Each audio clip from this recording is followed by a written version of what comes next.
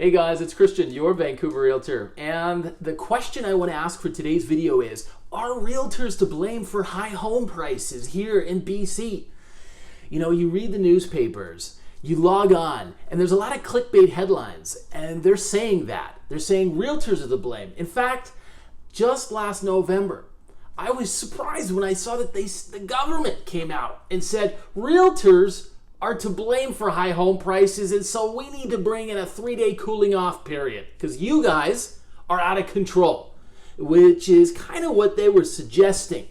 So I want to tackle that point, and I want to tackle several other criticisms about real estate agents and ask you to think about whether or not those are really fair criticisms. And I'll sort of color in inside the lines here to illustrate the points. Okay, so the very first one was this criticism by the government, and one of the ministers said that real estate agents have a vested interest, their words, vested interest, to keep home prices high. Now what they didn't say was real estate agents make a commission, and so they want high sale prices because they make more money from the sale. Well, yes, of course we make more money, but you have to break down the numbers. If I sell a property for an extra $30,000, that's a lot of money to the seller. But to me, that's only an extra $400. And I'll be honest with you, a lot of agents, they won't sign up for that. They would rather sell the property quickly and move on. Now, I'm a little different that way. I'll really stick it out. I know that $30,000 is a lot of money to my clients, and I want to put that in their bank account. And I follow the golden rule myself, which is if our situation's reversed and you were my realtor, I'd sure appreciate it if you were trying to get me an extra $30,000, even if it meant an extra 3 weeks of work for you. So you got to think about it like this, and I don't think the province really does. The people in the government, I'm saying, they don't really look at the nuanced picture of how this works. Now, another way to look at it is when we talk about high home prices is, realtors don't want to pay an extra $500,000 for the same house 1 year later because the market has climbed that much. Hey, they've got families too, right? Their wife may be a kindergarten teacher. It's not always affordable for a lot of real estate agents. Only 10% of agents like myself are actually in the business full time and do quite well at it. 90% of realtors don't really. They make a very low income in many cases, especially if they're doing it part time. So I hope that makes sense when it comes to understanding this claim that real estate agents, or the suggestion that they really want high home prices. So the second thing is when it comes to strategies, the list low to sell high strategy. We see this a lot. We've been seeing it for about the last 12, 18 months, right? You get a townhouse, it's around $1 million, and of course it comes online. List price, $899. And we all know it's gonna sell for a heck of a lot more than that.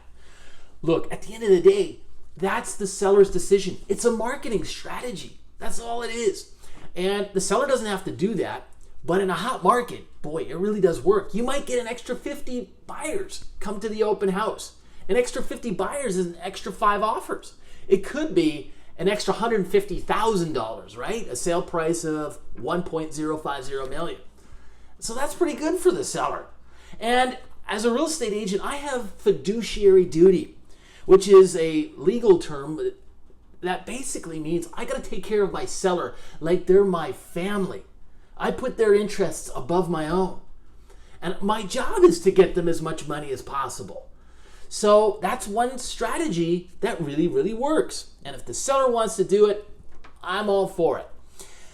The third criticism here, that real estate agents drive prices higher by holding back offers to a deadline. Again, this is all part of that initial marketing strategy if you're listing low to sell high. And there's really only 2 ways to do it. First come, first serve, or you're holding back offers to a specific date. It's one of the two.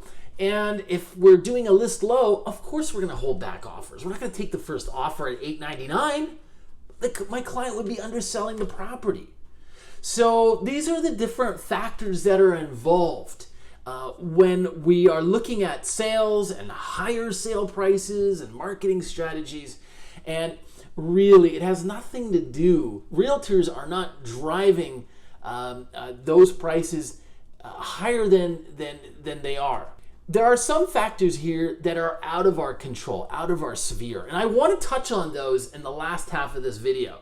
Because blaming realtors for high home prices, that's like blaming the airline pilot for a high ticket price. It just doesn't equate, okay? There's a lot of other factors like demand, the number of seats available. And I think there's three big factors here that you want to consider. So the very first one is the immigration.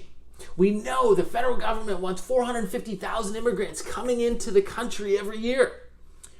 Well, how many is that per day?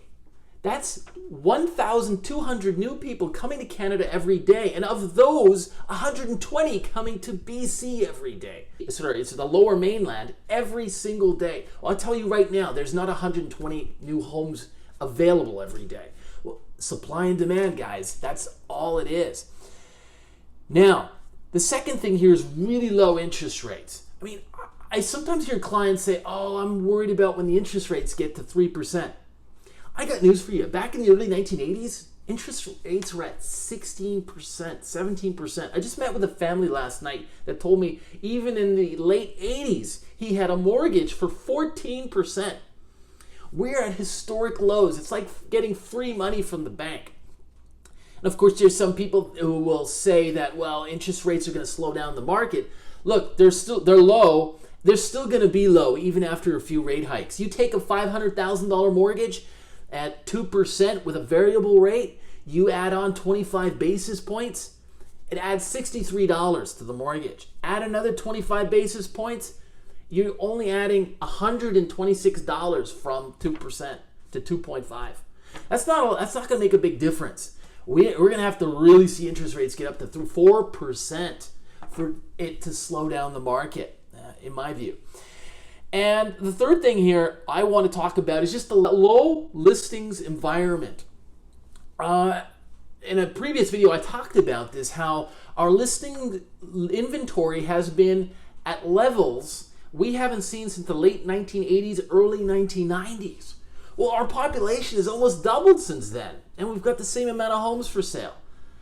It's just understandable that with way more demand and the same amount of homes as 1990 for sale, prices will be higher.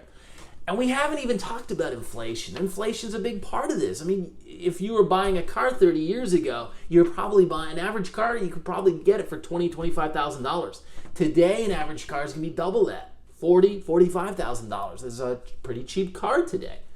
So you got to look at these things. These are all factors beyond a real estate agent's control. I don't have control over them. You really don't have control over them either. All right, so I hope that makes sense to you. Give us a subscribe, give us a like, and we really appreciate it, and we'll see you next time.